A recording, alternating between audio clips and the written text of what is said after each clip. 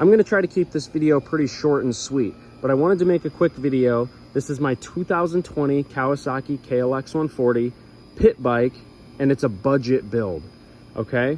A lot of times you'll get on Facebook groups, guys will tell you, oh, the KLX140 is not good for adults to ride unless you put Kawasaki KX85 suspension on it, that's gonna cost you $1,000. You need the 170cc big bore kit, otherwise it's really slow and not fun at all. It doesn't have any power. And then you gotta upgrade the carburetor and you gotta get a good one.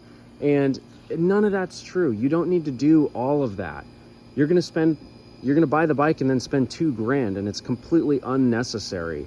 These bikes are very, very capable and fun for adults to ride with just a few small changes that aren't gonna cost you a fortune. And I'm gonna show you what I have done to my bike that didn't cost me a fortune, and it's very fun to ride. I ride my stuff really hard. I've had KLX 110s, I've had TTR 125s. This is by far my favorite platform to build on so far. It's a lot of fun, it's the perfect size. The KLX 110s are just too small.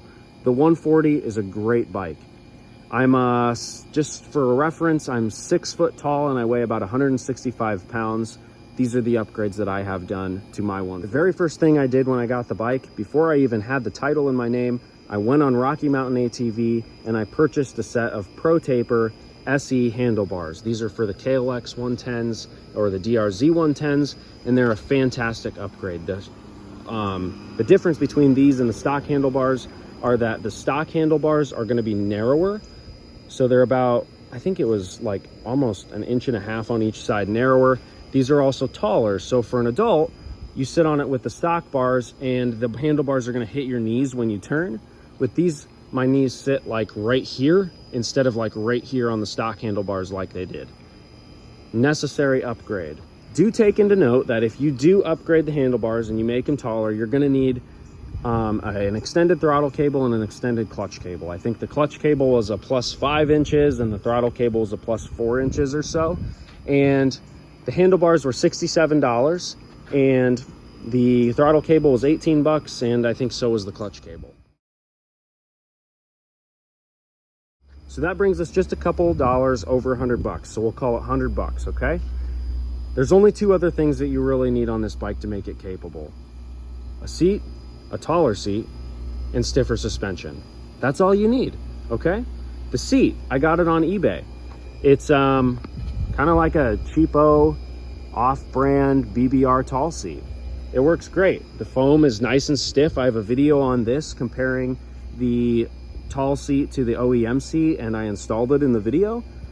It's fantastic. It's grippy, it's stiff, it's much taller than the OEM seat, and it feels much, much better having a taller seat on this bike for adults to ride, and I highly recommend that as well. So the tall seat was $100 on eBay, and that brings our total to $200. Okay, we're pretty cheap, budget build. Now the third and last thing I would say is a completely necessary upgrade if you're an adult riding it, is a nice set of stiffer fork springs and a stiffer rear shock, okay?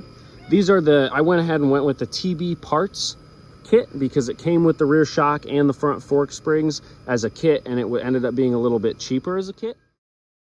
So they give you a D&M heavy-duty rear shock and then heavy-duty heavyweight fork springs. I did 15 weight oil in the fork springs, which was much thicker, it seemed like, than the stock oil. And I've been really happy with it. If I was maybe a little more than 165 pounds, I'd probably go with a 20 weight oil.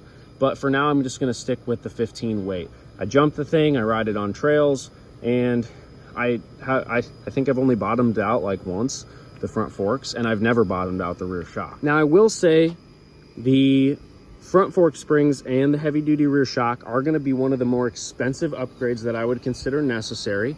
They came in right around $280 plus the fork spring oil, which I said was a 15 weight oil.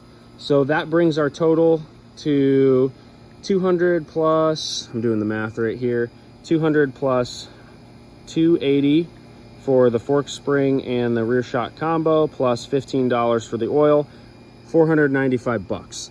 That's our total. I'm in this thing just under $500, probably over $500 with tax and stuff.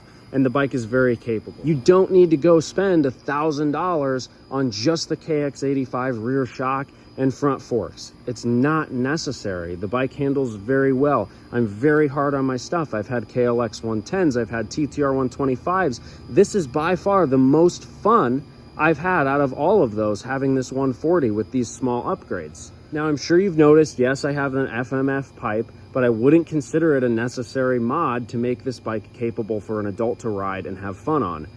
That was something that I thought sounded good, and so I went ahead, I had extra money, and I spent the money on it, okay? I did upgrade the levers. I don't recommend these. They're MZS unbreakable levers.